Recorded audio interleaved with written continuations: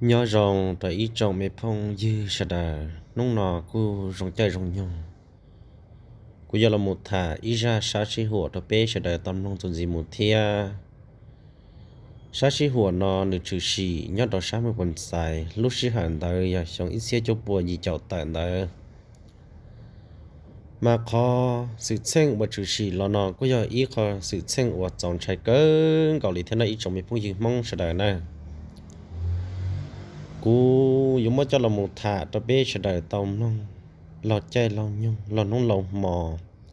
và kia là dễ tập bê sư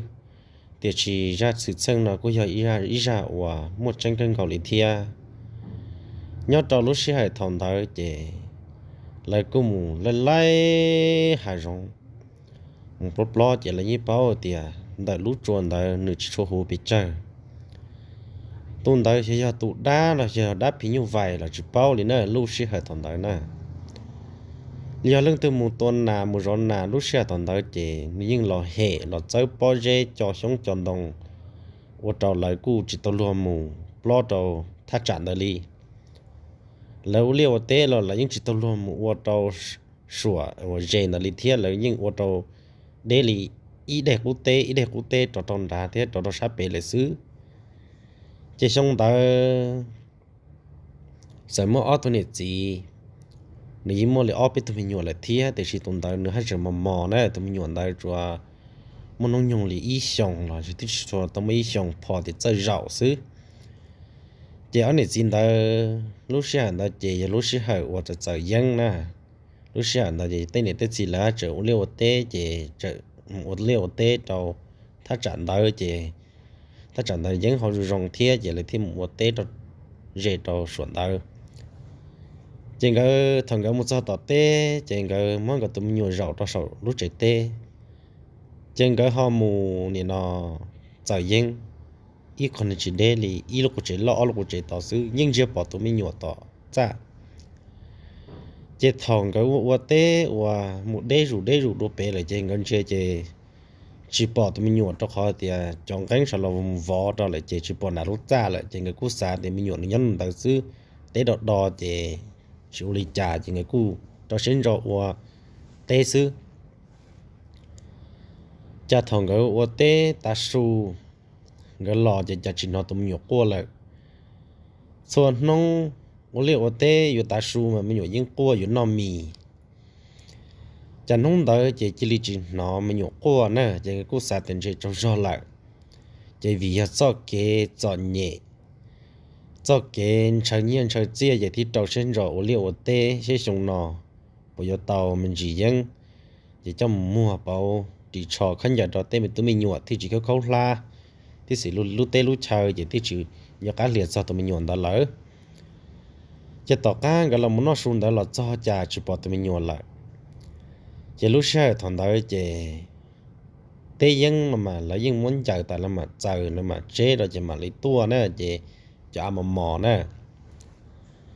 chỉ là mua sai ít bồn gì các vật chỉ tàu chỉ thế li bỏ ít tụi mình nâng tàu mềm mềm ít tụi mình nâng ít tụi mình giàu mua nó nhung li xài xong tới chỉ lò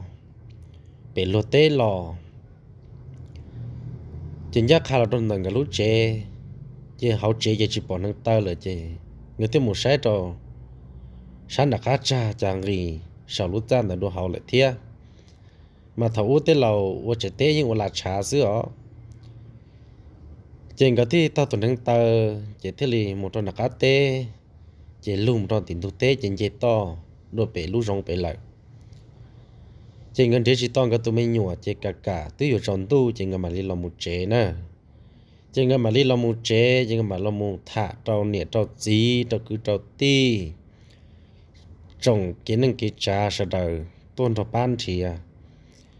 chỉ tỏ cá lại tuôn thì hiện tại lần thì tao ý thì ngầu nè thì tao ý thì ngầu chỉ lấy tao tuôn thằng ta nó chỉ một cho lư nè chỉ một cho lư chỉ sử dụng lý trả thì nó họ một cho lư thì là họ tao cho lư tới chỉ một trò bể bao chỗ là lo tụi nó tay lo chỉ phiên bỏ canh khó chỉ là tao xa nông gạo nè chỉ là tao một son đời ý kỳ dễ chỉ lì ta hậu chỉ họ không lúc khó thì nó lúc nhầm ba thế nàyอยู่chế tức chỉ hậu thiệt chế chỉ lì bỏ so đầm cha đó sát tỏ chế tờ sát tỏ lời chế lại thiết tao chế một trò tỏ lúc cá chùa lo cá chùa đạt thú nè chế cho lư nó chế linh kỳ đồ lúc cá chùa lại to lì to xí chế lần gì tao chế lại thiết đi lưu kế sát tỏ nó là một chế là một cho hậu chế cho lương kỳ một cho hậu chế lại thiết đi một cho tỏ tao chùa nè hả ô tụi mình nhổn nữa rồi nữa ôn nữa xí to ô xí to chế là mà mua khăn cầu bùa chế tụi mình nhùa cú trừng đủ đại lý cú thầu trừng đóเนี่ยthiết gì nhỏ cú chỉ tàu đi trà tụi mình nhùa sáu giờ đi trà tàu trao sàn nông là tụi mình nhùa cú trừng kia rồi cú thia tàu cá lần thiệt tàu lên tàu chế là thiết cho là một chế là thằng lấy cho là một số chế là chế lên này thế lên gì là cú rong xe cơn gọi là mua kè mua bùa tê là ốp ly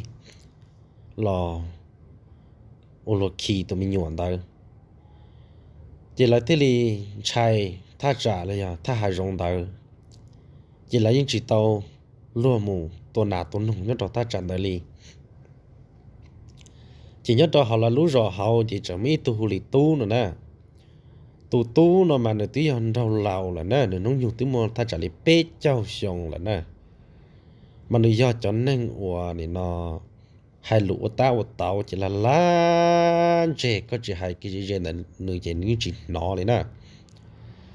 chỉ cho chỉ cơ chế tụ bọn trong nó tua trâu và tu nó tệ nữa tu lan chế nó tệ chế này nó mới nông chế tu lan chế đã thi lên một plot mà tu lan chế nó mà từ lúc mẹ mà holi tu nó ta chỉ mà người lan chế chỉ là chỉ mua thì tu lan chế nó nè mà tu nó mà một plot mà những cái ót phỏ nó ít ra lù để lý xem ba mà nó mới ấy nó nát cọc một số lúc khi đó chỉ ấy đâu họ nó mất trán thế vàถ้าtrả lý trâu đỏ mà cho phỏ lá hậu nữa lúc sáng nó mà tên này tên gì là mà là trời tua phỏ lá hậu xưa chế nó thêm một plot là lúc rong tới chế nó mù cho chế nó mua rau nà chế ô luôn đủ trâu lô đốt chán đủ chế giờ hạt trời lô mấy cá trồng đua qua rau ha mấy cá chỉ li qua bị tòn ra hà rong chế trồng nhỏ nữaแต่是mà sát sầu mà hạt trời bỏ cá ó rồi cái con kinh có chán đủ riêng ta hà rồi cũng chẳng chịu bỏ chế cho tụ đa nó nữa khá tua thế là dầu lý trả nữa tụ đa nó nè trên tức là mùa hè tụ lan trên nó hè mùa hè giàu rồi nè chế tụ lan trên nó lan trên cho nó chính nó trên tụ đa nó sợ đu lê tên cho hà rong hà cho bao chế bông bị bông lan trên tụ lan trên nó những chính nó chế chỉ nó lúc không bỏ chế những chính nó liền nữa chỉ tụ bọn trong nó cơ kế là mà tụ nó mà cua thì bọn trong là cú do thì đặt tụ đá hay rong đó là cú do nè chỉ cơ kế tụ làm chuyện là chuyện nó đi luôn chỉ tụ bọn trong cơ kế giờ bọn trong thì lòn đó là dân rác cậu giờ bọn trong thì chỉ để là tiêm bùa giờ sứ bự chỉ nhưng mà nó thành giờ tì lồng lò nàn tu ít tu mà sự nâng chỉ sự nâng sự đa chỉ sự đa tí tu mi plá hòn đến đấy có một gia đình trở đến nhau còn chứ mà chả muốn chỉ liệt chế trở chỉ để tí lồng lò chỉ cho đá chỉ luôn rồi chỉ tu niệm mẹ luôn cho niệm nhỏ đi trao xả sòng xí na tí tu plá hòn đến đấy chế tụ đá nó mình chơi nương ba tàu và tụ tu nó theo và trả phòn tệ xưa để cho trả lú trên chơi tụ đá nó chỉ cho cá pha trả lú nè khỏi tiền khá tua nó nè chế tụ tu nó thì lâu rồi tránh để đa long chế trồng tua tụ đá chế thành đó play nó xưa chế thằng đó chế tì là muốn chia chỉ tụ đá u chỉ tàu tì tụ đá tại nửa bà chỉ tàu nửa ya chỉ tàu thế là ôi cha nè chỉ sai rõ chỉ tàu chỉ thiên mỗi cái trả lũ trong tua đó chỉ té uốn đường gìn của chỉ uốn đó có ý số ê nó xí nữa chỉ tụ tú nó mà li một sai chỉ ô tụi cho mình plau mà mò rồi đi cho mình plau bỏ lọ bỏ jelly chẳng rõ biết từng trà trong đời thia chỉ ô tụi tú làm gì nó chỉ được thì lò chỉ được là một thạc thia cho nị cho gì thia cho cứ tí thế cho giàu tỏ rõ chỉ can tu chỉ lấy tiếp tục một sai chỉ ô đi chà tụi giọt lắm mà mò lì nè tú làm gì hải tia chỉ nè nó lấy cu trên địa chỉ bỏ thế này lấy cu trên địa chỉ bỏ thế chỉ lấy cu chỉ li cho chỉ linh đạo là chỉ thâu lúc xí hẳn tới mù là chỉ nè nó tụ tu làm gì để một tôi lên tới ta chỉ lăng từ mù plot đó lú rong lăng từ mù plot đó thà trả đó là thiết lý trình nó hệ đã chỉ li lại chỉ là thiết lý tiền chơi tụ đá nó chơi cho tụ ế tụ mình nhỏ thia tụ hệ cho tính năng hoàn để nó một plot một tuần nào tuần nông nhất đó thà trả tới trên chơi trâu tụ tu làm gì nó một tụ tua lại chỉ